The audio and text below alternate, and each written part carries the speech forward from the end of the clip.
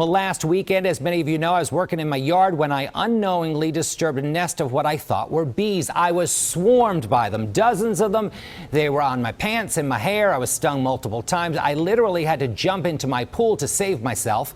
Well, upon further investigation and many people weighing in on social media, we've determined that most likely I was attacked by wasps. Joining us this morning to clear up some of the confusion so that you know what may be lurking in your yard is Dr. Jon Gelhaus, curator of entomology at the Academy of Natural Sciences at Drexel University. Jon, good morning. Good morning, Jim. How are you doing? I am doing better than I was this week. And Jon, I'll tell you, these things came out of nowhere. They came flying out of a hole in the ground. So they were yellow, so I thought they were bees. What was I dealing with? Well, certainly sounds like you had what are called yellow jackets. It's a type of wasp, and they live in colonies. So they can have hundreds of individuals living in that colony as a social group.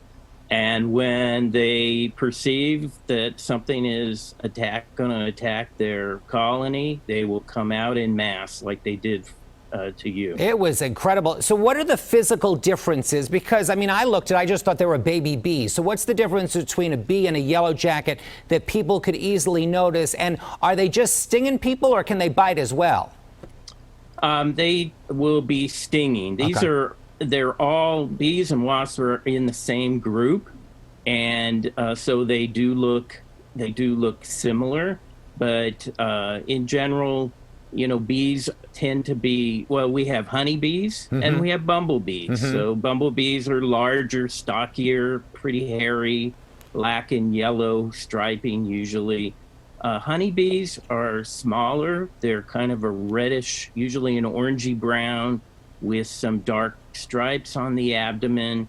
And then wasps are smoother, tend not to be very hairy, yellow and black or white and black. For the common ones, the social ones that we see around here, social meaning they live in a colony.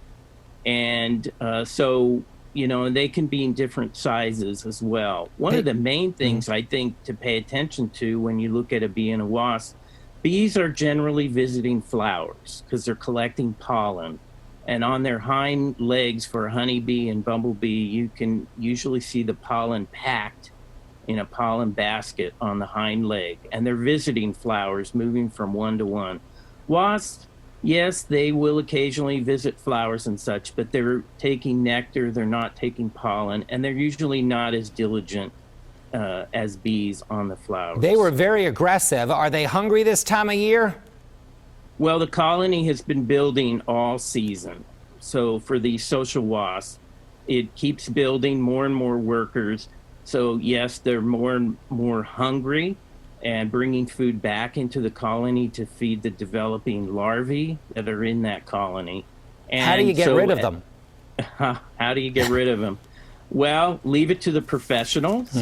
As you saw, there were hundreds of these workers willing to defend the colony. So I would, if the colony's in a place that is bothering your activity, like yours was, then I would leave it to a professional to get it exterminated. Most of the colonies are in places that we don't even notice them. Well, and so Jon, we're running out of time here now, but you've given me a lot to think about, and hopefully people will be more aware in their yard. We certainly appreciate you waking up and joining us this morning. No problem, Jim, and I'm glad you survived it. Thank you. Appreciate it. And we'll be right back with 3 to go. And look at what a viewer sent me. Mary Shack Lady, thank you. I'm prepared for the yard work this weekend.